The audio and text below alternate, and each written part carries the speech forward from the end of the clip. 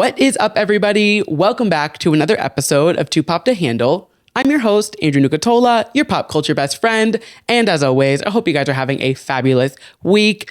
You guys, I did it. I made it out of my 20s. Your boy is officially 30, which is so exciting and also so crazy to say. But I do kind of feel like I'm in like an exclusive club. I had so many people reach out to me who, like, when I was posting that it was my birthday and who are in their 30s, and they were like, you are about to enter the best decade of your life. Like, get prepared, get ready. So I felt so excited and so loved. And I was feeling really good about 30. If you've been listening for the past few weeks, I've been talking about it here and there. And I've been feeling really good about it. I'm very excited for this new decade. Feels like a new chapter, a new era. And this weekend was just perfection. When I celebrate my birthday every year big. I always do some type of party, a brunch, a dinner. I'm an Aries. I like attention. Sue me. What are you going to do about it?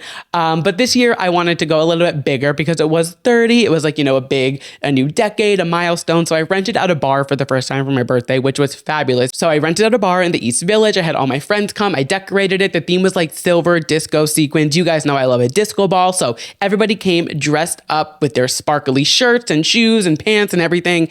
It was so much fun. And we danced and we danced and we danced. And then after that, we headed to Playhouse, which is like my go-to bar in the West Village, because my birthday was at midnight. So I wanted to be out until my actual birthday. And it felt like the entire bar counted down to midnight with me and my friends for my birthday. I have never felt so special in my life. It was so much fun. And we danced and we danced and we danced and we drank. And it was just fabulous. And then Sunday, like I said, was my actual birthday. So me and a bunch of my girlfriends, and my boyfriend, we went to Rise and Hell's Kitchen and did a drag brunch. It was Kylie versus Madonna. So it was very fun, very gay, just very over the top. It was fabulous. And then we just kind of like bopped around and we went to Flaming Saddles and hung out there for a while. It was just full of celebrations. I felt so loved. I felt so lucky to be so loved. So thank you to everybody who celebrated with me. I know a lot of my friends who were at the party do listen to the podcast, which just means so much to me in general, but also to anybody who listened or didn't celebrate in person with me and wished me a happy birthday online, on Instagram, on Twitter, wherever it was. I felt so incredibly loved this weekend. So thank you guys so much for making my 30th Too Pop to Handle. It was truly like a Too Pop to Handle weekend. If you guys follow me on Instagram, you might have seen I posted a story of some of the gifts that I got from my friends, which so unnecessary. I always am like, you do not need to bring me a present if you are coming to celebrate my birthday with me. I'm like, your presence is a present, but I am so thankful for all the gifts and the amount of like Brat and Chapel, Freaky Friday, Sabrina Carpenter, like Beyonce gifts that I got. I was like, to be seen is to be loved. And I truly felt so loved this weekend. So again, thank you to everybody who wished me a happy birthday. Thank you to everybody to everybody who celebrated with me. And I am ready to make 30 my bitch. And then, I took off yesterday, which was nice. I recovered a little 2-day hangover. I took a Lady Gaga themed 305 fitness class, which is like a dance cardio class, which I've told you guys about before. It's my favorite workout in the city. It's so much fun. I took that and the class kicked my ass. Like I truly I take this class usually once a week and normally I'm fine, but I think just like my body caught up to myself as soon as I stepped into that studio and the music started and I was like, oh, I'm going to die in this class. I did it. I finished it. I was very proud of myself because there were some points in the class where I was like, I'm going to die. Like I am sweating every ounce of my body fluid out right now. I might pass out and I made it. I did it. It was Gaga themed. It was fabulous. If you're in New York, I believe they're in New York, DC, Miami, and LA, but check their website. They are so much fun. If you want like a dance cardio class, just the best. So that was yesterday. And then today, I usually don't give you guys so many personal updates on my day to day, but it might be affecting the podcast a little bit in a good way. It's a good thing for you guys and ultimately a good thing for me. I walked into my office this morning and turned right back around because there were layoffs at my office and I was affected by them. I'm okay. I'm totally fine. I will figure it out. I'm obviously stressing it just like the general, like, oh my God, I don't have a job right now. But I'm like, this is a blessing in disguise. This is truly the universe being like, this is a new chapter for you. You are being forced to start with a blank slate. And this is just, it's kind of the push that I needed. I'm not going to we're not here to talk about me too much, but just to keep you guys updated. But I feel like obviously it's scary. And especially in the world that we're in right now, it's like, oh my God, the job market is crazy. But that being said, I am going to try to take some time on this like free time that I have and do some extra stuff on the podcast, whether it's an extra episode each week, maybe some bonus content like a Patreon kind of thing or on my Substack or something. I really want to really like water the plants that I've planted, you know, with the podcast. I feel like with this free time added, obviously I'm going to be spending a lot of the time applying for jobs and interviewing, hopefully, but with the time that I do have where, you know, I'm trying to nourish myself, because it's important to take care of yourself, even when, you know, there's some bigger things going on. I do really want to, like I said, water the plants and the flowers that I have planted with the show in the last year and a half.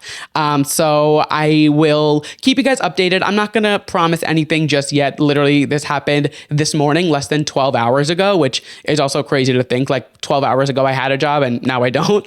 But I'm gonna try to figure something out of just doing maybe like an extra episode, or I don't know. I'm gonna try to really like make the most of this free time, because when am I ever gonna be 30 years old without a job again? Hopefully never, crossing my fingers. But also that being said, if anybody is interested in using code 2pop to handle on SeatGeek, I would love a little commission in the moment. You could use 2pop to handle on SeatGeek. You can use 2pop to handle if you're moving anytime soon. Piece of Cake Moving. You can get, I think it's $20 off your move, something like that. There's a code everywhere. I'll link them down below. Now is the time to use an affiliate link for me, because like I said, your boy is we're on the job hunt. No, but we will figure it out. I will be okay. I'm trying not to stress it too much. But yes, I will hopefully have some updates by next week. I'm going to take some time this weekend and really try to map out really realistically what I can do for you guys. And if a Patreon or a Substack with like bonus paid content, it wouldn't be more than like $5 a month. If that's something you guys would be interested in, let me know. If I see enough people interested in it, I'm happy to make the content, and I'm happy to make it free. But obviously in a time like this, behind a paywall would be fabulous. The show would never go anywhere. Like this main, this meat and potatoes every Wednesday type situation isn't going anywhere, but just trying to, figure out what the best situation is and how I can make the most of this time. And if it just means extra episodes for you guys, I'm happy to do it. But that being said, I have yapped for long enough in this intro. Anybody who's new here is like, oh my God, does he trauma dump every single week? I do not. I have a therapist for that. This intro is a lot less wordy. Usually we just kind of cut to the chase. It's something I've really worked on in the last year and a half. But I turned 30. I got laid off. I had a lot going on this past weekend. So I needed to, get you guys in the loop. All of that being said, let's kick this show off. And we start every single show with our Drew releases, our new music releases from last week, and our new music releases coming up this week. Last week, we had some big ones. First things first, we had Miley Cyrus, End of the World. If you're not subscribed to me on YouTube or following me on TikTok, I did post a reaction video, and I got really good responses from it. So I'm glad that you guys like that. I love recording a reaction video. I think it's really fun and like a nice little supplemental way to connect with you guys between episodes. So if you want to see like my true reaction watching the video and the song for the first time, head over to our YouTube. You can watch that there. But I love this song. I think it is fabulous. I think it is so much fun. It's like light, it's airy. It feels like warm weather. I said that in the video too, but it makes me feel ready for summer and spring. And it's a bit of a change from Something Beautiful, the first track that we got from the album. So I'm really excited to see like what's in store for this next era and like what's coming for this album.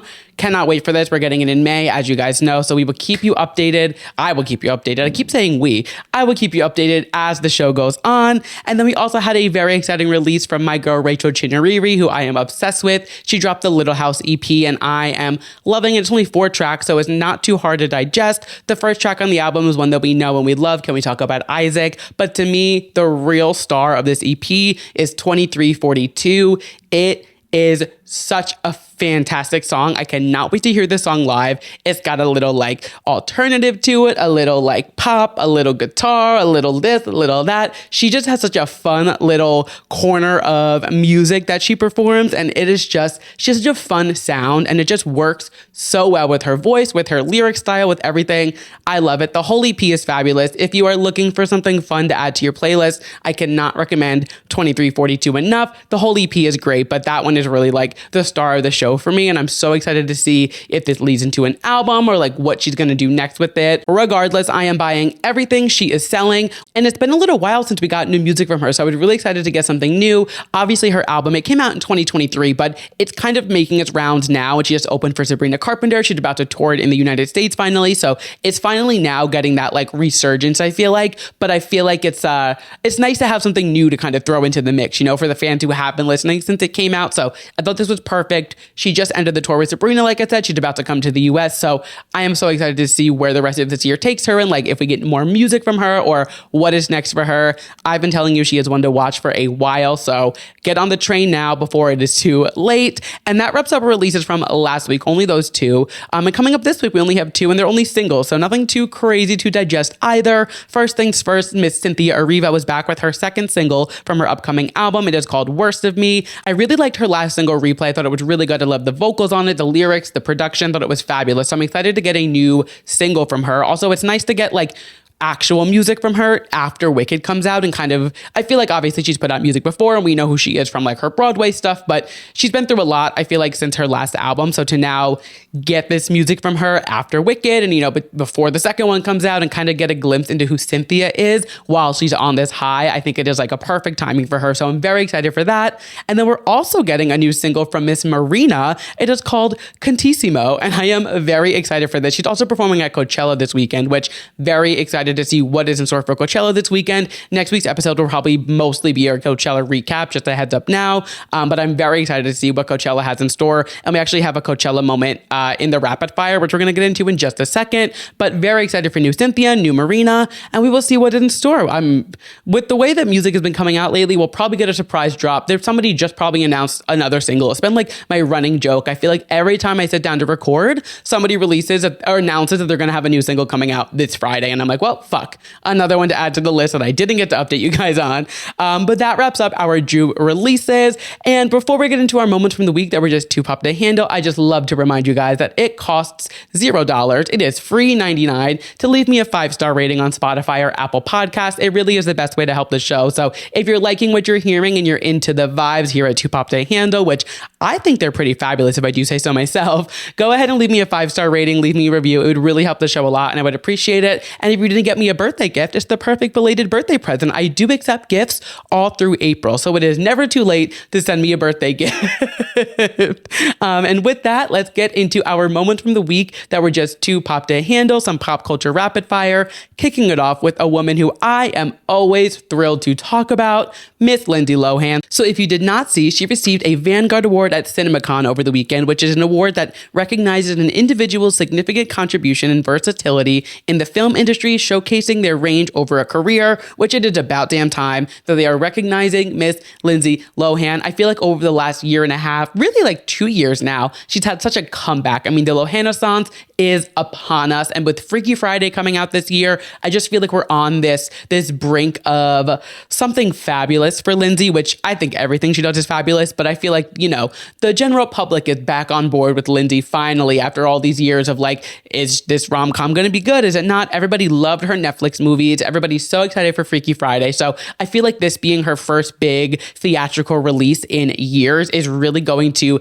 catapult her into just another dimension of her possibilities, if that makes sense, like into what she will continue to do. So while she was accepting her award, she said, "I have grown up in this industry and I am so proud to still be doing what I love. There's nothing like the magic of cinema. I first saw myself on the big screen when I was young in The Parent Trap with Disney, and it was so surreal, but I felt right at home." She also shared that she's interested in doing some more dramatic roles and she wants to explore some other characters. She's really done so many rom-coms and, you know, the girl next door and like, you know, they fall in love and they have this love story, and you can always like predict what a Lindsay Lohan role is going to be, especially with these Netflix movies. And I think even with Freakier Friday, we're going to see that love story trope. And, you know, it's a rom-com. She's making us laugh. She's giving us those like fairy tale story kind of vibes. You know, it's what we're used to, which is not a bad thing at all. I think she does it so well. But I am excited for her to kind of dive into some more serious roles. Like maybe she'll have a Demi Moore moment where in a few years she'll be on an Oscar campaign doing more serious roles, because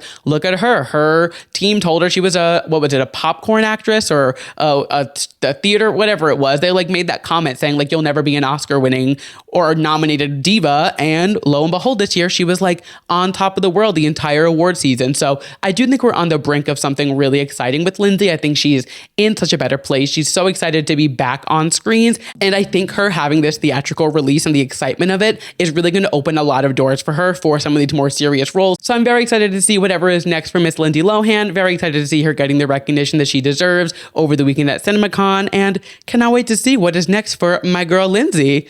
Moving on to another one of my girls, Miss Beyoncé. So over the weekend, Cecred officially launched in Ultas across the country, which Cecred is her hair care product if you do not know. So as of April 6th, Ulta stores will now carry all 16 products from the foundation collection, which range in prices from $16 to $56, and they will also start hosting Cecred Sundays with salon treatments available at 200 in-store locations starting on May 18th, which I think is so smart and also just like a genius way for people to really learn what these products are capable of. The whole thing with Cecred is that there's a product for everyone. It's not just for women of color. It's not just for women. I've seen plenty of men using it. They have really great results with their growth serums I've seen. My hair unfortunately grows in 0.5 seconds, so I do not need any growth serums, which I'm thankful for, but definitely don't need any Cecred in my life. But I think it's so smart because if you're curious about using the products, so you don't know how they're going to react with your hair, now you can go to an Ulta on Sundays and get a treatment and really figure out if Cecred is for you. And we talked about this when it got announced. This is Ulta's biggest collaboration with a hair care brand that they have ever done. And it's also just such an easier and more accessible way for more people to get their hands on Cecred. I was saying how like now people can use their Ulta points if they want to, and maybe they couldn't afford the full bottle, but they save up their points at Ulta and they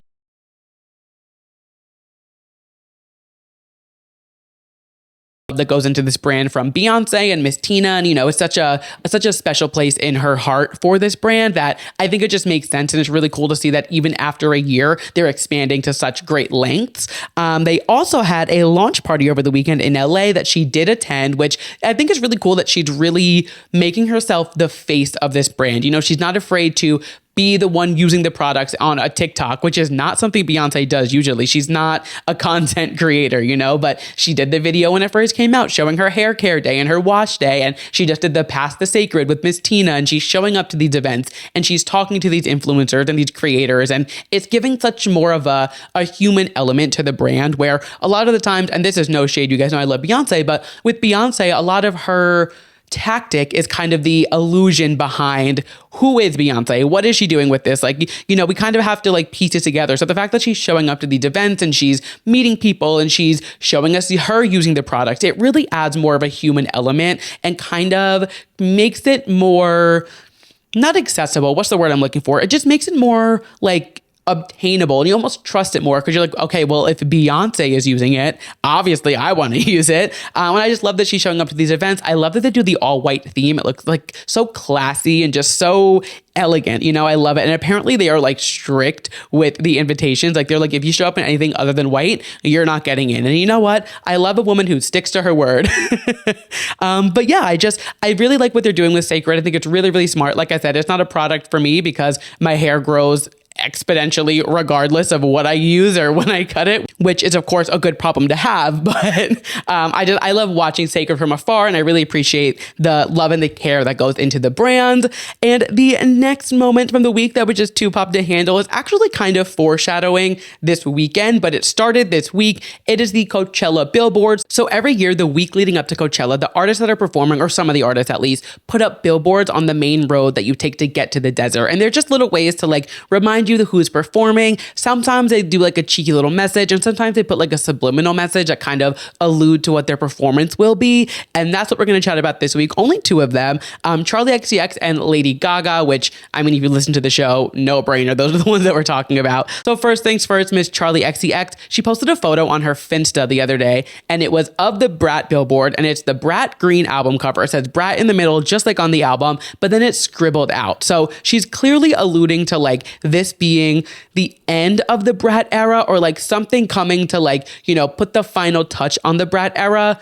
I don't know exactly what she's going to do because she's kicking off the Brat Arena tour literally with Coachella. Like this is the start of the second leg of what kind of would be the Sweat tour, but Troy's not there, so it's just Brat. Like she is going on a full tour in the next month or two, so I don't know exactly what she means by like scribbling it out and crossing it out, because I'm like, girl, I have tickets to the Brat tour in 2 weeks. What do you mean the Brat era is ending? But I do think she's going to give us something of like a sneak peek of what's to come next after Brat, which I am so excited to see what she does next, because seeing what Brat has become since she released it and just like knowing her last albums. I've been a fan of Charli for so long. So to see this commercial success that she's having and such like a public force with this album, I'm really excited to see what is next in her, in her Rolodex. And I'm also very curious, like, what do you mean? Why are you scribbling it out? Like, what are we doing? What's coming next? She also did say that like there's a reason why she hasn't changed all of her album covers back yet. So if you didn't know, when Brat came out, she changed all of her album covers on Apple Music, on Spotify,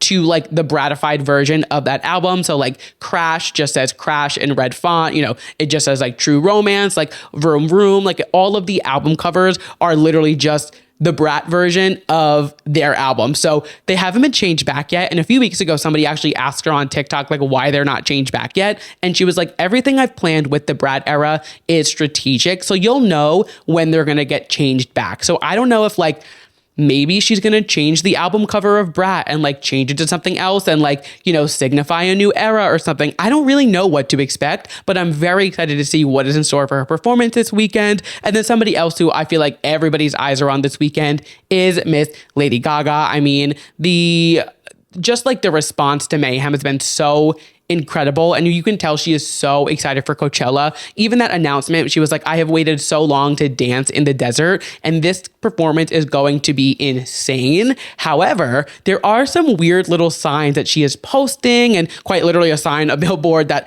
are kind of making fans speculate what her performance is going to be. We know Lady Gaga's theatrical. She likes to give us a full rounded performance. So with the clues that she's kind of dropping, we're kind of getting this idea of like what the performance might be. And we could also be completely wrong, but this is like what the internet and what I'm theorizing and what we think is going to happen. So one of the billboards that she put up says, "Welcome to Mayhem," and it's kind of in this like old school 50s motel kind of font, and it has like the old school like hand-drawn paws up image that she would use, like all over the place. And then it says dance or die. So clearly she's still going for this like dance or die message that she had with Abracadabra, and clearly Mayhem is the category of the weekend. However, the fact that she's not using the Mayhem font has people thinking like, what is this performance going to be? And then she dropped a video for House Labs talking about her mascara. And it was very like 50s housewife, very doo-wop, like not Mayhem coded at all.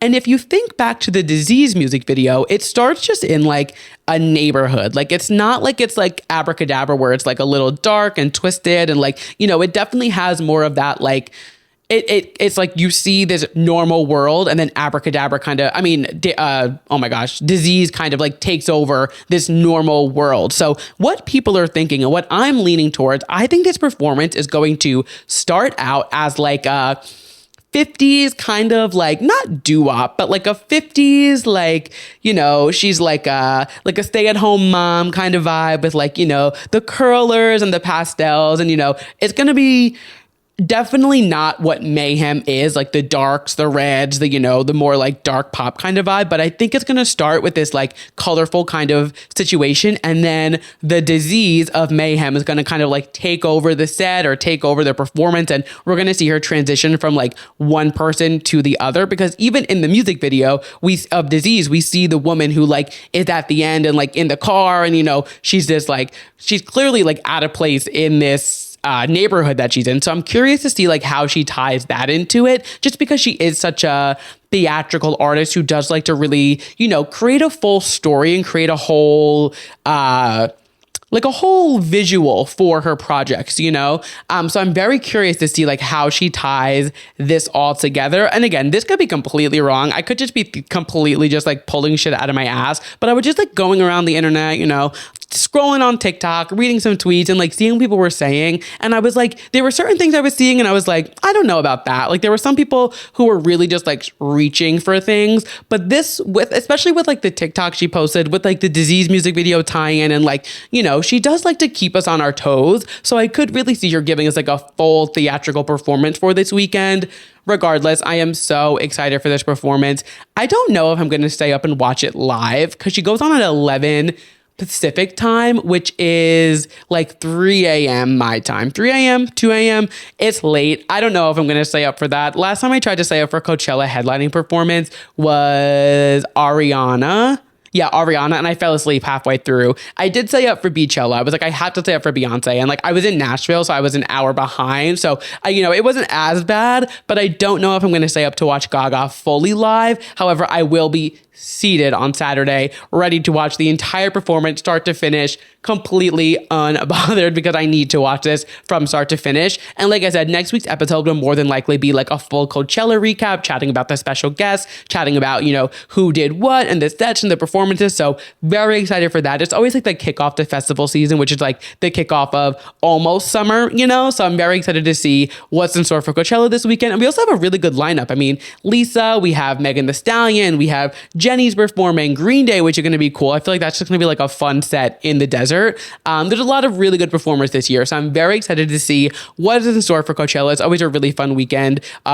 In person and on the internet. So we will chat all about Coachella next week. And before we get into our main topic of the show, next week is also when Katy Perry is going to space. And as we get closer and closer to this April 14th, I believe it is. Yeah, April 14th launch date. I'm just like, this is a bad idea. Like, I don't think these people should go into space. Men or women, like something about this trip feels cursed. And I just don't know if this is the best idea for them to do.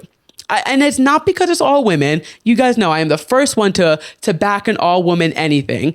Something about this trip and the way it's getting written up, and I think it was like Harper's Bazaar or Elle. It was in like a magazine and they were like, we're putting the ass in astronaut and we want to bring glam to space. And like, it's not what they're saying or what they're doing. It's just the way it's getting there's so many eyes on this like trip. And I'm just like, the more attention you bring to it, the more reason I feel like something's going to go wrong. So I'm crossing my fingers. I'm knocking on wood behind me on this table. Like I am hoping and praying nothing goes wrong, but I just have a really weird feeling about Katy Perry going to space. I don't know why. I don't know. Something feels weird about it. And by the next time we speak, right? When is the 14th? Yeah, by the next time we speak, she will have gone to space and came back. So we will see and we will chat. We will talk about that next week. We'll talk about Coachella. But for this week, we have some very important things to cover in the main point of our show, which is the White Lotus. So I have not been covering this every single week because the episodes have been getting long and like I don't want to, there's so much happening in this season that like I could really theorize and go into so much about it. So I wanted to wait till the end of the season to do an entire recap of the season and really of the finale and kind of like see what happened, what didn't, and like tie up the loose ends. So we're going to do a full deep dive into the White Lotus finale and just kind of chat about the season as a whole. I've given you guys my thoughts here and there, like a little bit, but nothing too crazy. So I thought it'd be really fun to like look at the finale and look at all of the groups who checked into the hotel and just like see where their story ended and kind of dive into them a little bit deeper. Because now we know, what happened to them during their stay at the White Lotus and how it ended. And now we can kind of look at it as a whole and not have to come up with these crazy theories and think and hope and wish and, the whole nine that we like to do. So without further ado, let's dive into the White Lotus finale because my God, was there a lot that happened. I feel like so many people online were so negative about this season and they were like, nothing's happening. This is so boring. Why am I watching this? And I think the issue with, there's two main issues I feel like are going on with what happened with White Lotus this year. The first thing is after season 2 blew up the way that it did, like season 1 was very successful, but season 2 really blew up. Like that was a cultural phenomenon, the way everybody was tuned into the White Lotus. And I don't think it was meant to get the big, crazy success that it got. And I don't mean that in a bad way, because I think the show is great. And I personally loved this season. I love all the seasons. I think it is a great show. However, I do think that like it's not a show that was meant to be digested by the masses because it's not appealing to everyone. And when you don't appeal to everyone has issues with it because everybody has an opinion. And I mean, that is the point of media, to talk about it, to create conversation. And I think overall, Mike White is getting what he wants out of this show. He has people really like theorizing and talking about it, and they're mad about it, and it's invoking these emotions and whatever. And I think that's what he wants. Like, we have to remember, Mike White was literally on Survivor. Like, this is a twisted individual in the best way possible. Like, he has been through the ringer, and he is a very talented and very unique minded person. That being said, I just think people like, everybody who's watching this show is expecting something different from it, which is what the point of the show is. You know, we're watching all these people and there's never one main through line. There's never one main plot line that like carries the season throughout. You know, there's always little things that happen, and sometimes you get more character development, sometimes you get none. And, you know, you really have to just like be along for the ride. It's not a show that you can just like tune in once and be like, this is for me, this isn't for me, because every episode is truly so, it's like a Rubik's Cube. You really have to like play with it to solve it. And all of that being said, I also think the like TikTokification of the media that we consume has really ruined a show for a lot of people. Like, they want instant gratification. They want, you know, we're used to watching 30-second vlogs and seeing somebody's entire week sometimes. So to watch an entire episode of the show and not find like a groundbreaking thing, you know, they're like, oh my God, it's a filler episode. And I'm like, yeah, that's normal. Like, not every episode is going to solve a mystery and tell you who's the killer and tell you this. Like, you gotta work a little bit to get there. And Mike White said it best himself. He said, if you don't want to go to bed with me, get out of my bed. I'm edging you. Enjoy the edging. If you don't want to be edged, get out of my bed and don't be a bossy bottom. And like, exactly. I just feel like people expect answers so fast. They want instant gratification because we are brainwashed into needing to know everything and wanting to know everything and having this access at our fingertips. And that's what I mean when I say like the White Lotus had reached an audience that it was never meant to reach. And now that it's reaching that audience, everybody's a bossy bottom, in the words of Mike White. I personally love this season. I thought it was so well done. It was great. Were there episodes where I was like, all right, nothing really happened? Yeah, but again, like if you go back and you watch the first 2 seasons, there are plenty of episodes where quite literally nothing happened. And I don't remember this uproar from season 1 or season 2. I don't know if it's just so many new eyes on the White Lotus, and there was because it was a longer wait for this season. Like, it was such an uproar, and it's like, that's the point of the show. And I would even have like friends texting me in a group chat, or even my boyfriend being like, nothing happened in this episode. And I was like, why are we surprised by that? Like, there are plenty of times where like the plot line's just not going to thicken until a week or two. Like, this is a slow grow show. You know, that was a good rhyme. A slow grow show. Call me Dr. Seuss. But you really have to like ease into it. So I don't know. I thought this season got a lot of unnecessary hate. I loved it. Let's dive into this finale because my God. So first things first, we're going to chat about the 3 ladies, Miss Jacqueline, Katie, and Lori. These women took us on a ride this season. One week, the 2 of them hated the other one. The other week, the other 2 hated this one. And then these 2 hate that one. And they're sleeping with this one. And they're going to parties here. And they're talking shit about this one. And they're discovering that this one's a Republican. And like, they really went through the ringer this season.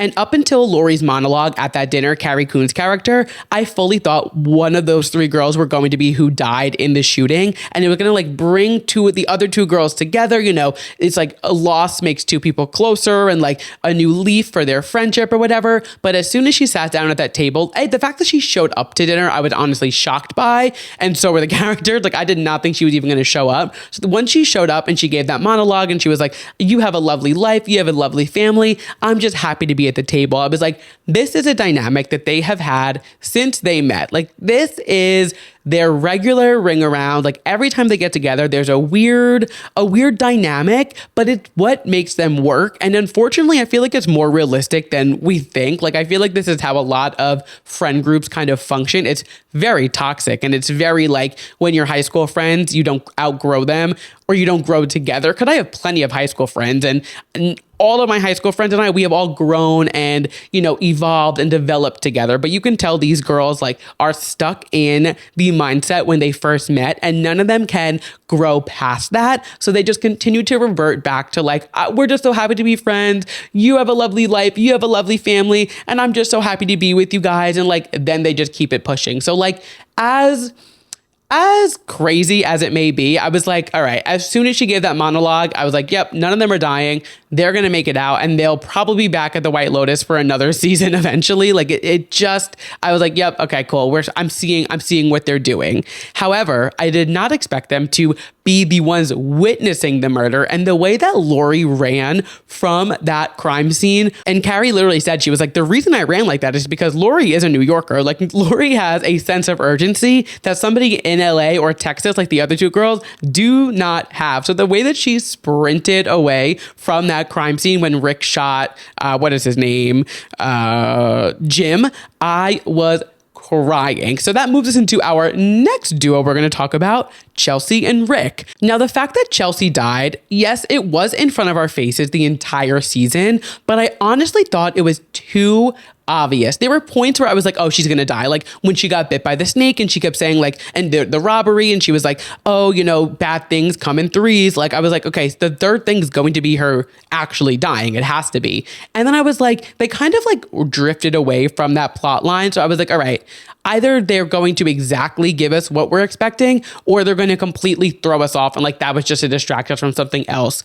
However, then you think about like the Stay Gold necklace, where like, that's the character that dies in The Outsiders. And you look back at like all the snake being like the symbolic thing. And when Rick tells her like, oh, snakes should not be in a cage. They should be, out, whatever. And they have these different views on it. And once Jim shows up to the hotel and is like going to confront Rick, you can tell that Chelsea like wants Rick to like come back in and, maybe go back in his cage, where now Rick is a free snake and is going to eventually be the one that kills Chelsea, not on purpose, but he starts the shootout and then Chelsea gets shot during the shootout. So it kind of comes back around to the idea of like, oh, when the snake is out of the cage, when Rick got out of his trauma and thought he was free from it, this danger comes around Chelsea and something happens.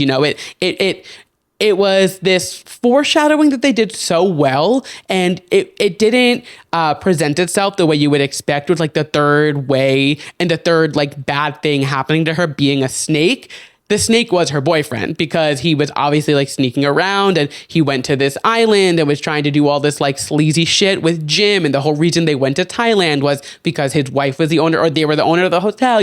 He was doing snaky behavior. He wasn't just there to get away. His whole point of being there was to confront this man. So it was snaky in that sense. So I thought the way that they really like played into the snake with him and with her, and like kind of how it ended at the end, I mean, it broke my heart because I loved Chelsea. But again, it was in front of our faces the entire time. However, something that was not in front of my face was Jim being Rick's dad. I did not predict that at all. I'm seeing people online saying they predicted it. To me, that was not ever on my bingo card. I did not see that coming at all.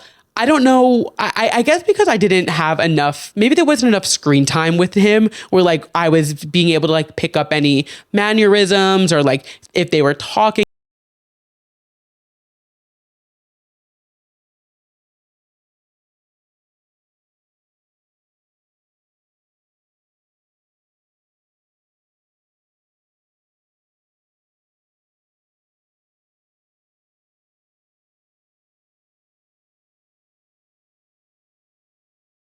The whole plot line of Rick trying to go there to overcome his trauma, and like he brought Chelsea there, and like they were there on this like romantic getaway, but all he could think about was getting to this man's house and like figuring out how he was going to get there. And like even when he did get there, he was lying to the wife, and then he like went out with the friend and made the friend relapse. Like Rick kind of, unfortunately, he's been dealt a shitty hand of cards, and everything he touches kind of becomes chaos. But that's because that's how his entire life has been. He's never had any type of like normalcy or peace. I mean, his dad was killed before he was born, and his mom lied to him his entire life about who his father was. And like, it just like completely from the jump, he unfortunately had a shitty hand of cards. So as much as like, I'm like sad to see that, he had this cloud over him his entire life and kind of was in this like almost like mental battle with himself that he was like, one of these days I'm gonna go find this man, and whether I kill him or confront him and just like put my foot down, like he fought that battle his entire life, only for his last breath on earth is him carrying his girlfriend across a bridge after he just killed his dad that he didn't even know was his dad. Like, it just all, as sad as it is, it makes sense, you know? Like, it just like, of course that's how Rick would die, and that's of course how his life would end. And like, this whole battle he fought his entire life was figuring out who killed his dad and why they killed his dad and what the situation was. And the whole time it was a lie. And he gets faced with it. He turns around. His girlfriend is dead. The girlfriend that he just said he wants to like spend his life with. Like, it was so sad, but it just made so much sense for how it came out. I also think the fact that he literally confronted this man in his house, flipped him out of his chair, and then went back to his hotel so nonchalant, like to the hotel that the man owns, so nonchalantly the next morning. I was like, if I was him, I would have not returned back to that hotel, to the White Lotus, until the morning I was leaving. I would have stayed clear out of that hotel. I don't care who is there. Like, I don't care who from my party is there. Chelsea has been fine without this man the entire vacation. And now suddenly he wants to rush back and get to her. Like, that was so stupid. And I was like, as soon as the husband showed up to the hotel, I was like, did he not think this was going to happen? Like, this just seemed, that was one part where I was like, this is a plot line that I'm like, this is so dumb. Like, why did he not think of this? Like, how did you do all of this planning? You literally flew to Thailand, found a way to get into this woman's house, lied to her face to get her husband alone, to not only do nothing other than flip him out of a chair, but then you go back to the hotel that he owns only for him to show up and like scare the shit out of you. I was like, why? Like, what? It just drove me nuts. And something else that drove me nuts is how long it took Guy Talk to kill Rick. Like, why did it take him so long to pull that trigger? I understand that he's a Buddhist and he doesn't believe in violence and he doesn't want to kill anybody. But like, at the end of the day, you are standing in front of the woman who you want to be her main security guard. It was like the perfect opportunity. I mean, he ended up getting the job.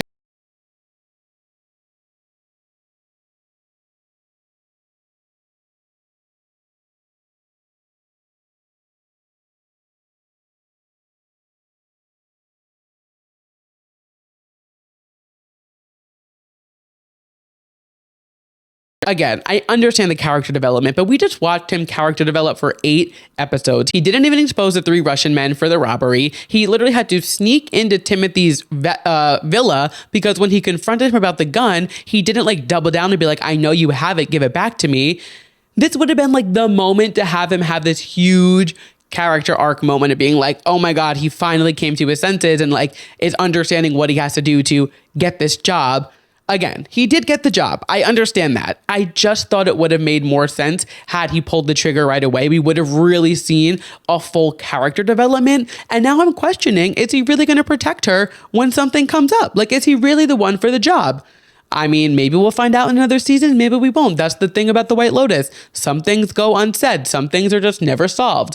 However, I do really love that him and Mook do work out. I did have a moment where I was like, he's going to go through all of these trials and tribulations, and there's going to be an entire story arc for this man and nothing is going to work out. So the fact that everything ended up working out for him, because that would be such a White Lotus thing to do. You know, we have this character that we're all rooting for. He's the nice guy. He's, you know, everyone at work kind of dogs on him. They're like, you're not fit for this job. They make him do the gun training. He gets like completely fooled by the Russian guys who sneak into the hotel to do the robbery. Like he was dealt, just like Rick, he was dealt a shitty hand of cards for being a good person. So to see him get the girl and get the job at the end, like it was a happy ending for him and for Mook. But I was like, there could have been such like a bigger moment for him, had he just like pulled that trigger right away. And then it was like, he got the job, he got the girl. Like it was like everything he wanted in this season,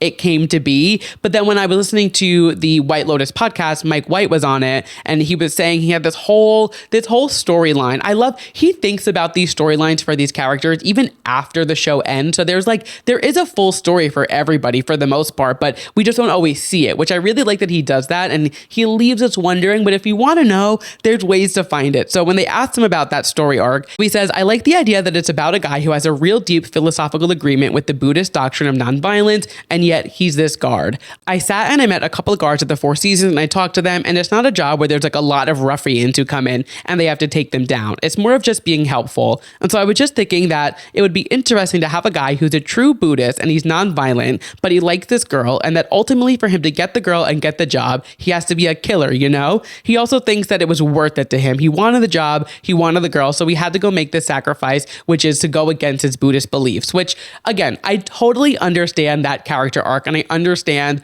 why he had to take that second and be like, oh my God, I'm really about to go against all of my beliefs that we've seen him be so hard on himself for like not wanting to pull the trigger and not wanting to be violent the entire season. But I'm like, imagine he just would have pulled the trigger right away and we would have been like, there he is. There's our guard. That's just me. Again, I'm still thrilled to see that he got away with the girl. He got the job. He did what he had to do. Fabulous ending for the two of them. And moving on to everybody's favorite family at the White Lotus this season, the Ratlifts. First and foremost, give Parker Posey her Emmy now. The thumbs up behind Piper's head killed me. It was so funny because you could tell she was trying to be this like nurturing mother. And it's not a trait that we saw a lot this season. Like she was hugging her, trying to just like make her feel better. But at the same time, she's behind her back, giving Tim a thumbs up and being like, I was right. I knew it. She's being this like character that we haven't seen. And in that moment, you're like, wow, she feels bad for her daughter, even though she knew she was right, which normally she'd be celebrating. However, behind her back, she's giving the thumbs up. The whole performance that Parker Posey gave this season was just phenomenal. She really she outdid herself with this character. I don't think anybody could have written it, could have scripted it, could have given her better direction than she did with this role. I was actually watching an interview with Patrick Schwarzenegger, and he was saying when they would film with her, they would literally have to refilm the scenes like 3 or 4 times because she would come out with these isms, with this character and like say things so outlandish that they'd literally all break character. And she's like, we're acting, come on, keep it together. So he was like, that's why we filmed for 6 months, because we had to keep reshooting scenes. So you could tell that she really gave her all to this character, and it paid off. On the topic of Piper, her crash out was crazy. I was not expecting her to be just as superficial as the rest of them.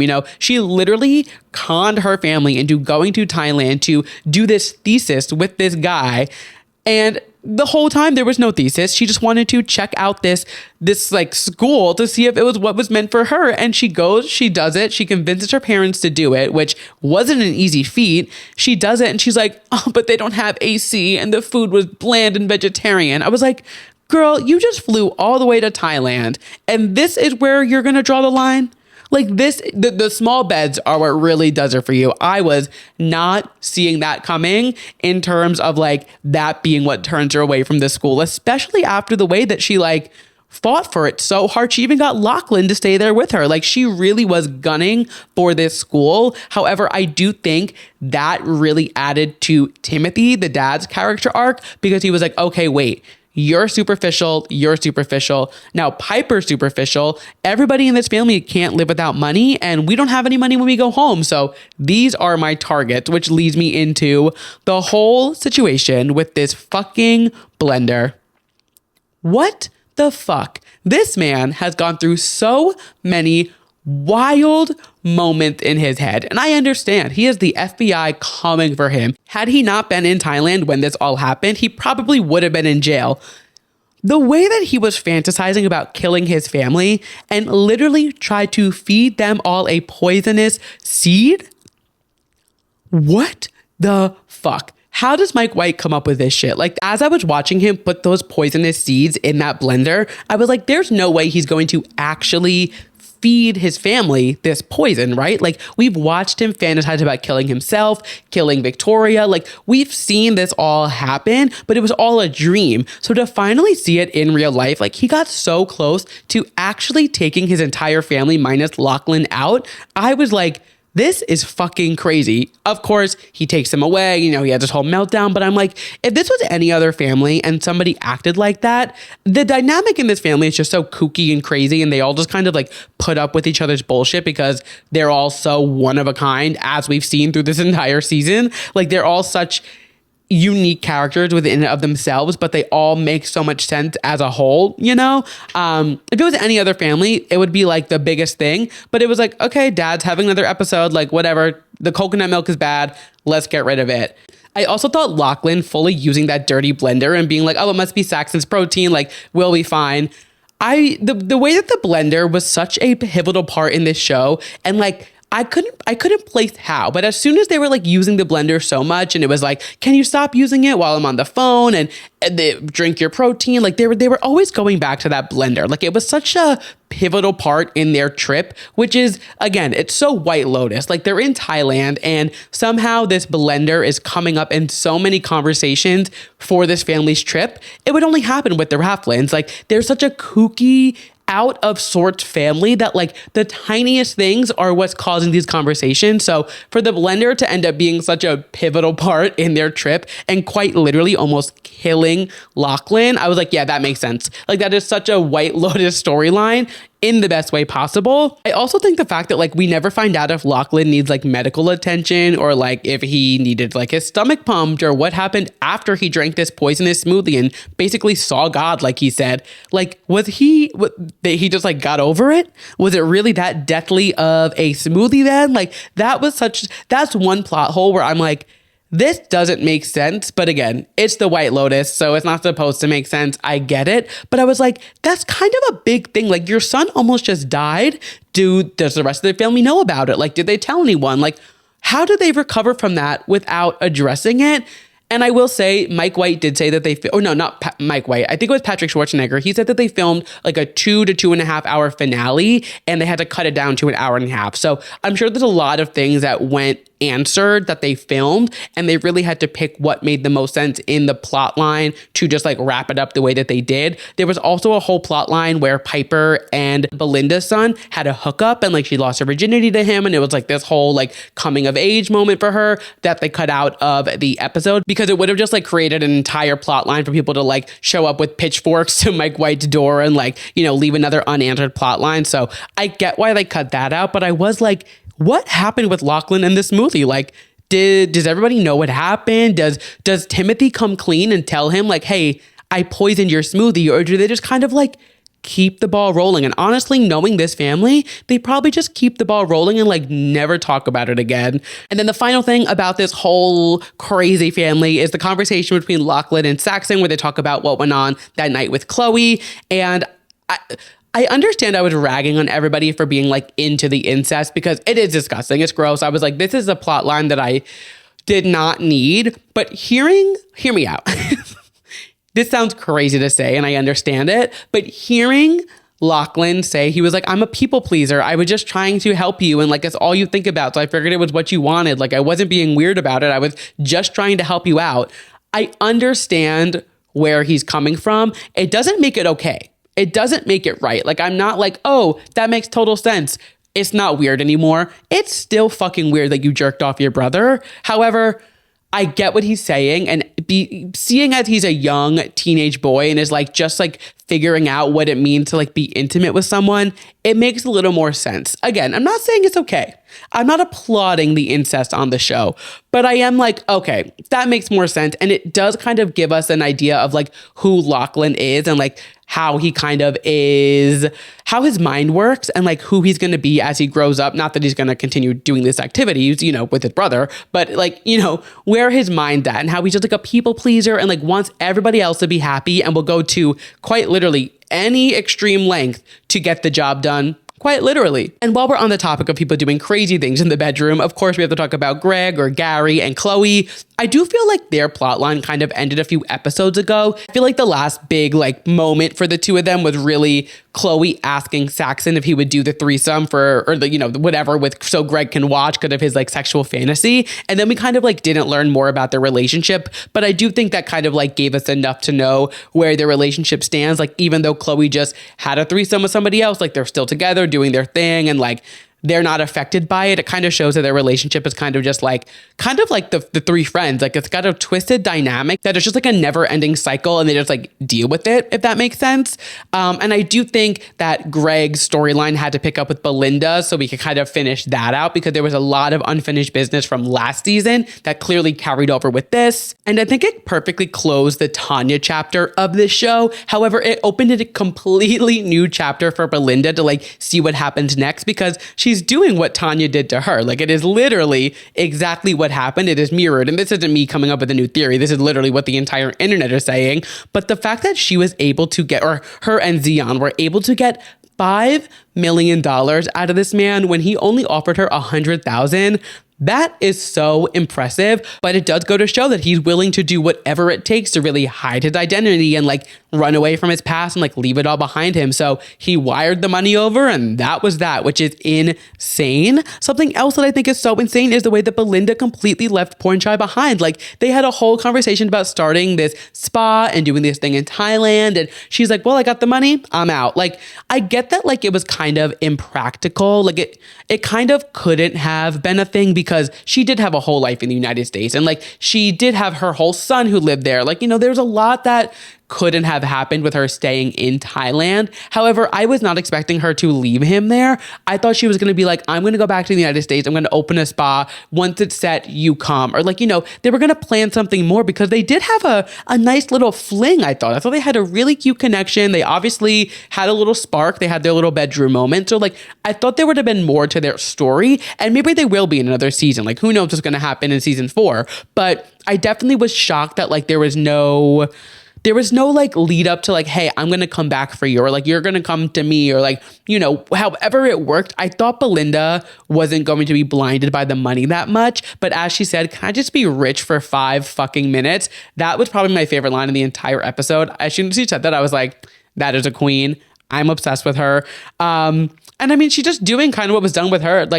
Like Tanya got the money and she left her and that's how season 1 ended. And now we're on season 3 and she gets this money. She's running away and she's like, well, sorry, I want to be rich and figure it out. Like, it's crazy to watch this whole circle of people just like orbit around each other. They're all strangers and there's all this stuff going on, but like it all just kind of, it follows the same kind of idea of like people looking out for themselves and they go on this vacation and all this shit happens and then they just leave and that is that. And the fact that they all just like got on these boats after this mass shooting happened at the hotel and they were like, all right, yeah, we got to pack our bags, get on our flights and go home. Like that is the most American thing I have ever seen in my life. They were like, this happens once a week in our country. Unfortunately, this is just like a Wednesday at home. We got to get our flights. We got to go get us in the boat. We got to get out of this hotel. Like it was so bizarre, but like, unfortunately, like a little too realistic to like how the world kind of functions here in America, especially in today's world. I thought this was a great season. I don't know. I really liked it. Yeah, there were plot holes and there were things that weren't unanswered. But again, if you go back and watch any season of this show, there's so many things that go unanswered and so many episodes that don't have a lot that happen. And then they kind of build up to this greater finale and like so much happens at once. And I think that's the fun of this show. It's like he said, I'm edging you. I'm giving you these little breadcrumbs. And sometimes you're going to get 10 breadcrumbs. Sometimes you're going to get 3. Sometimes you're going to get none. Like it's just you have to ride the wave of the White Lotus and just like what Mike White gives you, trust him and he's going to make it make sense in the end, or he won't actually. Maybe he won't make it make sense. You know, he picks and chooses what plot lines he wants to iron out. However, there is one plot line that I think in season 4 really needs to be addressed because we are now going on the 4th season of this show. The 4th murder, well, assuming there's a murder in the season 4, it'll be the 4th murder in this hotel chain that we have seen over this show. There's no investigation. there's no one like getting tipped off that these murders keep happening in these hotels and they're not like amping up their security or anything. Like it seems like something with season 4 has to revolve around the previous murders that happened at or around their other resorts, because again, they're a chain. Like it's a 4 seasons. That's literally, it's based on the 4 seasons. Like there has to be some type of realistic element there, because if there was 3 murders at a Hilton or a 4 seasons, even if it was around the world, it would be a huge open case. Like we would know about it, you know? So the fact that this like isn't something that's being brought up at all, like even like throughout like the guests talking about it or anything, it's very strange to me. And especially when you think of this whole entire finale and like the owners of the White Lotus Thailand wanting the photo with Jacqueline because she's so famous, like clearly they were like, we want to post it on our website. They clearly care about their image enough to like want the good press. And of course they don't want bad press of people getting killed on their resorts or like around their resorts, or the guests going to these hotels and dying while they're staying there. But like, there's something's got to come up in season 4. So that's my prediction for the next season. I don't know where they're going to go. I don't know who's going to be in it, but I do think we're going to have some type of issue where like somebody's there investigating, or we're going to like see a guest from season 3 or like one of the other seasons, and they're going to be at this new resort or hotel or something, and they're going to be like part of an investigation trying to figure out like why there's so many murders at these hotels. That is my theory. Knowing Mike White, he's just never going to address the elephant in the room that is these murders, and it's going to be just like what drives the show. But that's where my mind's at. That is the White Lotus season 3. Again, I really liked it. Let me know what you guys think. I thought it was a great season. Leave me a comment, shoot me a DM. Let's chat about the season, because I feel like there's a lot to talk about, and there was a lot of negative responses to this season that weren't warranted. And that is my take on this season. And we are not done with our TV chit chat yet. We have made it to the second to last segment of the episode. It is time for our TV recap, our normal one. We're not going to do a whole deep dive. And you guys know the drill. It is another day in the workroom, and we are covering the final regular episode of RuPaul's Drag Race season 17. So crazy. We are finally at the finish line. There's only 2 episodes left. One is the lip sync SmackDown Lollapalooza extravaganza, whatever the fuck they call it, which all the eliminated queens would come back and compete for money, which is always a fun episode. And then we have the finale in 2 weeks. So we're really down to the wire. This past episode, they had to do a lot. Like these girls were working. They had to do a photo shoot. They had to do a promotional video that they had to script themselves. They had to learn choreo for an entire new song. And they had to do that interview with Latrice Royale, which loved having Latrice back on Drag Race. She's such a gem, such a treat. Like she's such like a delight to have on our screens, you know? But this was a lot. And I feel like for the amount of things that they did, it didn't really move the needle or get us to know these queens any more than we already do. And when we're going into top 4 territory, like we really need to like know these queens, and we know these queens enough, but we know who they are. However, like I would have much rathered having like a verse like they did for season 12, or like something more personal, because I don't think their promotional videos, maybe they just did a bad job, I don't know, but maybe like the promotional videos like didn't speak to their characters enough. Like some of them did a good job. Like Jules was good, Anya was good, like there were good elements to everything they delivered this week, but it was just like, I feel like we could have learned a lot more about these girls had they just had like a verse, or like given a little more personality. I don't know. I didn't dislike the episode, to get me wrong. I just thought it was like, could have been executed a little bit better. But then again, when Drag Race copies something from another season, just like the White Lotus fans, they get like up in arms and they get their pitchforks and they're ready to rally because they're like, you've already done this, or we don't get why you did that. You know, it's always something. You can't please everyone. So I get it, Miss RuPaul. So the runway this week is opulent outerwear, starting it off with Miss Jewel Sparkles. This outfit was stunning. I loved the hair. I loved the outfit. I loved the jacket. It just like as a whole, I was like, it made sense, but I was like, similar to what I'm going to say about Lexi, is like, it just looked like she like threw a coat over an outfit. And I didn't think like the feathers and like the sparkles of the outfit made sense together. I don't know. Maybe it's just me. It's just like, it looked good on her. Like it wasn't bad. I just wanted it to be more of like a all-encompassing look, if that makes sense. But again, we see this issue with Lexi as well. It just looked like she threw a giant coat over like a little going out outfit. However, I did love Lexi's wig as well. I thought it was really, really cute. And I did really like the heart on the back of her coat. I thought that was a nice little touch. It didn't scream opulent to me, but it added a little extra sparkle sparkle, which I guess to some girls, that is as opulent as they get, and that is fine. Next up, we had Miss Anya Nerve. You guys know my fave, my winner, my front runner, my diva. And this runway brought me back to the first runway where I felt like she just had too many things on her look. It was like that rule where like you take one thing off before you leave the house and then it's perfect. There was just a lot going on. However, she did look opulent, like the colors on it and like the detailing, like there was a lot of opulence to this look. It was just a lot to look at. Wasn't bad, wasn't great. It was fine. I just feel like she needs to learn how to edit a little bit. And that's coming from somebody who is an Anya stan. So like, I'm allowed to say it. But again, I thought she looked gorgeous. The colors on her looked fabulous. And I can't wait to see her get the crown in a few weeks. Next up, we had Sam Starr. This was gorgeous, which when isn't Sam, but like, it wasn't really outerwear. Like, I guess if you want to call like a shawl outerwear, sure, but like it was barely even a shawl. It was just like a dress with big sleeves. So she didn't really stay on theme, which isn't the first time she's done this. Like we saw this with the ugly dress challenge. Like that garment was not ugly at all. It was maybe like, it was like body parts, but it like wasn't ugly. It was very well done. So she's not, it's not the craziest thing where she's not like fully on theme, because Sam has a hard time not looking stunning. And like, I think she wanted to like show off her body and like take this last runway as an opportunity to like look glamorous, which is fine. I get it. You're gorgeous. And I love that orange color on her. I thought it looked really, really pretty on her. But it was like, okay, there's opulence to it, but there's no outerwear to me, at least. I don't know. That's how I felt. And then we had Miss Susie Toot, which, hello, gorgeous. Fanny Bryce called and she wants her look back. This is how you do opulent outerwear.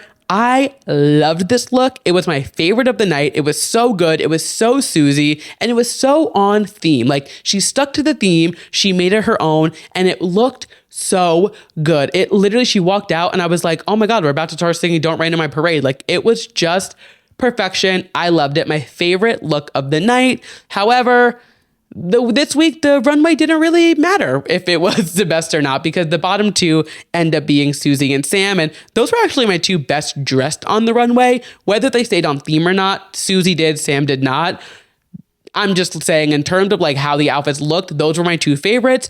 And they were the bottom two, which, yeah, I can agree with. I do think like their promos and videos kind of just fell flat. Like they weren't anything to go home about. They were kind of just like, okay, like it was good, but there could have been more to it. However, I also could have seen Lexi being in the bottom instead of Sam. I think Susie was definitely supposed to be in the bottom. Just she kind of, you could tell she was like really uncomfortable, but she fully just like wasn't emulating Vegas in her shoot. She was giving Broadway in the shoot, in the performance and everything. So even in her runway, it was literally looked like Funny Girl, like it looked like Fanny Bryce. So I understand Susie in the bottom, but the fact that Ru said he would not go to see Lexi's show, to me, that was enough to put her in the bottom as well. But as I said, this bottom two does make sense to me. And what also makes sense to me is that the winner of this week's challenge is Jules Sparkles. I love seeing her get one final win on this season. I've really come to love Jules. I've liked her since the beginning, but I had some critiques about her. I was like, is she going to do the whole like puffy Ariana Grande look the entire season? And she didn't. She quickly showed us versatility. I think it was just like the order of the runways in the beginning. So very happy with Jules' track record this season. And a lot of people are saying they want her to take the crown, which not that I'm shocked at because she does deserve it, but I'm like, I did not realize she had hitters like that. Like I didn't realize so many people wanted her to take the crown. I'm still team Anya. I want Anya to win. If Jules does take the crown, I will be happy, but I sincerely hope Anya takes the crown home because I think it is so incredibly well-deserved, but we will see. And we come to find out that this lip sync this week is Love Child by Diana Ross and the Supremes. And if you told me to lip sync Diana Ross in front of RuPaul and Tracee Ellis Ross, I probably would have either dropped dead on site or shit myself. Lip syncing Diana Ross in front of not only Diana Ross's biggest fan, RuPaul Charles, but also in front of Diana Ross's daughter, Tracee Ellis Ross. That is a crazy thing to have to do. And I truly would have been like, no, no, that is a bar that cannot be met in a great way. Diana Ross should not be touched. But I was like, this is like the ultimate, like this is like a death wish. RuPaul is literally preying on your downfall because she is going to watch you. Not only is she going to watch you, but so is Tracy going to watch you with a fine tooth comb. That being said, I did really like this lip sync. I thought they did a good job. And Susie does end up going home, which I do agree with in terms of like the lip sync and the performance. I feel like Susie's been falling a little flat and she's been teetering delusional. She had a really good start to the competition. She had a really, really good start and she's been good throughout the competition. But her track record hasn't been anything crazy. And even people online are like, oh my God, this track record has never been done before. And I'm like, she hasn't really had that crazy of a track record. So I don't get why people are so shocked that she's not gonna win. Like I did have a moment in the show where I was like, she'll be top 4, but I don't think she's going to win. But I do think the top 4 that we have now makes a lot of sense. So we have Anya, Jules, Sam, and Lexi Love. Very excited for this finale. Very excited to see how this one turns out. I'm rooting for Anya as I have been for weeks, but we will see who takes the crown. I do think it's going to come down to Jules and Anya, and I think Sam will be back for All Stars. That's just the fantasy that I am seeing. We will see what happens. Again, I am not RuPaul. I'm not making the final call. I'm just a boy with a microphone having fun. And that wraps up our final like actual RuPaul's recap for the season. We obviously have next week. I don't know if I'll recap the Lollapalooza. Like, I don't know if there's going to be anything to chat about. If there's anything like gaggy that happens, we'll talk about it. But I don't know if I'll do a full recap. Like, I don't think I need to spend a whole segment covering lip syncs back to back to back to back to back. Oh, maybe I'll do that as a bonus episode with all of my laid off free time now. That could be fun. That way I can like separate it. Like I can add some extra stuff because Coachella is going to be a lot. I think I'm going to do that. So hang on to that. Look at me. I'm problem solving as the episode goes. But yeah, we will see what happens for the finale. I'm very excited. And you know what that means? We have made it to the final segment of the episode. It is time for my yes and my mess of the week. My yes being something I am loving and my mess being something I am not loving. And we always start things off on a high note here at Too Pop to Handle. And my yes this week is no other than Miss Ego Woda and that White House correspondent sketch that she did on SNL this weekend. I have not stopped thinking about this moment. So she did this whole sketch because the White House is not having a comedian at their correspondent dinner this year. And she was like, well, I can do it. I can do stand up. I'll go to the correspondent dinner and I'll just talk about the dinner. And she did this whole sketch about Miss Eggy. And she really showed off her stand up skills, if anything. I feel like this really opened up a whole conversation about how great she does stand up and how well she can work a room, you know? The entire sketch was so good. She really commanded that room and like had everybody in stitches laughing. It was so well done. But the best part and the moment that's really taking the internet by storm, she was like, "'Cause men ain't what?" And the whole audience goes, "Shit." And if you don't know, you can't say shit on live television because you'll get fined for it. And during dress rehearsal, when she made this joke, nobody responded, which is what she wanted. She didn't want the crowd to respond. And earlier in the sketch, she did like a call and response and they barely answered. Like one person said one thing, but it wasn't as loud as this. If you have not seen the uncensored clip yet, it is so funny, especially the way that her and Michael Che and Colin Jost react to the audience saying shit on national television because they all know they're going to get fined. They're going to get in trouble for that. And then she literally just like continues with it. She's like, we're going to get fined for that. We're going to have to pay for that. Lauren's going to be mad at y'all. Like she didn't break. I mean, she was literally playing herself. Like it was Ego Wodum on the Weekend Update. So like she literally was just showing her personality so well. And it just showcased her comedic timing and the way that she can think on her feet so fast. It was hilarious. And then she ends it. She's like, thanks for having a bitch. Cause she's like, well, if they're going to find me anyway, I might as well keep cursing. Like we might as well just like keep the momentum up. It was hilarious. And these are the moments in SNL where it's like, this is what live television sketch comedy is all about. These moments where it's like, these are moments that like, obviously it's not the best thing to happen because they're going to get fined for this happening, but like it's making such waves online and it's bringing such like a fun energy to now. Bowen was on the Today Show this week and he was talking about it and there's like, it's breathing new lives into it. It's just, there's such like a special moment to the viral things that come out of SNL these days, you know, and it adds to the magic and the like essence of the show.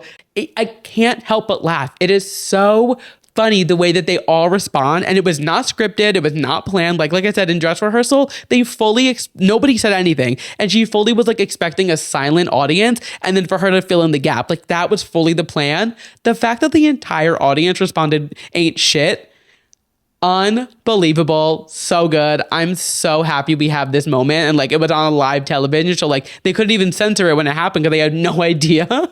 Just perfection, and that is what SNL is all about.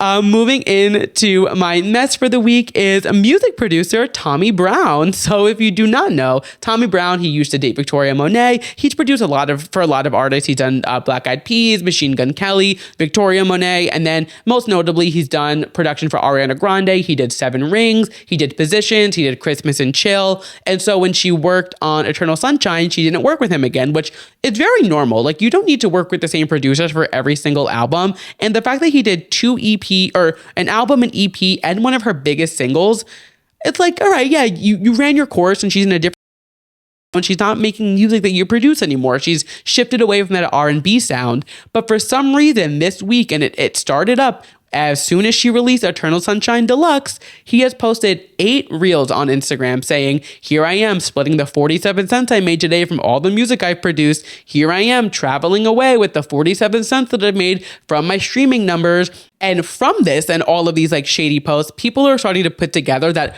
all the leaked music that has come out from Ariana Grande in the last few years, like Fantasize and all those demos that came out and went viral on TikTok, are more than likely coming from him, because he's clearly bitter that Ariana doesn't work with him anymore. And he's clearly like not thrilled that Intro End of the World is literally, that one song alone is getting more streams per day than the entire Positions album. Like clearly, Positions wasn't her most loved album as a whole. I think she was going through some things. It was a weird time for the world. We were in the pandemic, and like it was kind of this like shift of sound for her almost. Like it was just like a different, it did well. Don't get me wrong. It did well.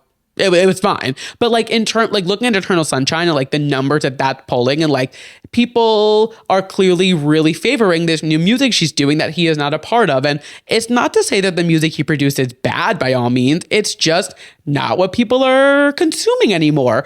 And the fact that he's going online and is like, oh, I made 47 cents from streaming today. Yes, I understand that like people do not get paid nearly enough for the music that they make. And like, that is a whole different conversation. But the meltdown that he is having online for the past week and a half as a grown man is I'm getting secondhand embarrassment. I don't even know this man, nor do I owe him anything. I'm like, bro, chill the fuck out, relax. You're making more than 47 cents.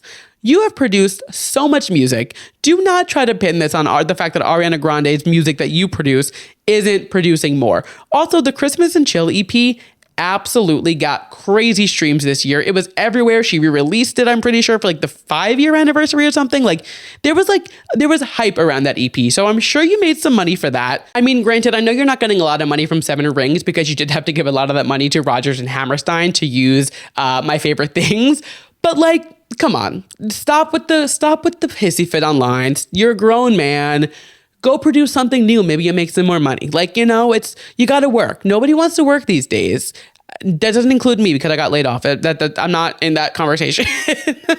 But yeah, that is my mess. And that means we've made it to the end of the show. So thank you guys so much for listening to this week's episode of Too Pop to Handle. If you liked what you heard and you're listening to us as a podcast, make sure you go ahead and leave me a 5-star rating on Spotify, Apple Podcasts. If you're watching us on YouTube, make sure you give us a big thumbs up, drop a comment down below, hit subscribe. Like I said, I'm definitely going to be using this new free time to put some creative energy into some other projects for the podcast specifically. So I'm going to play around with some ideas. Like I said, DM me if you have any ideas. If there's any content that you want to see from me, reacting to something, talking about something, I can do, like a little mini episode or something like that. Send me ideas. I'm very happy to like chat with you guys. And like, you're the listeners, you're the watchers. I want to know what you want to see and hear. So send it my way. Let's chat. I answer pretty much every single DM I answer every DM that I get. Shoot me a DM, shoot me a tweet, whatever it may be. I would love to hear from you guys. And with that, I will catch you guys next week. Bye.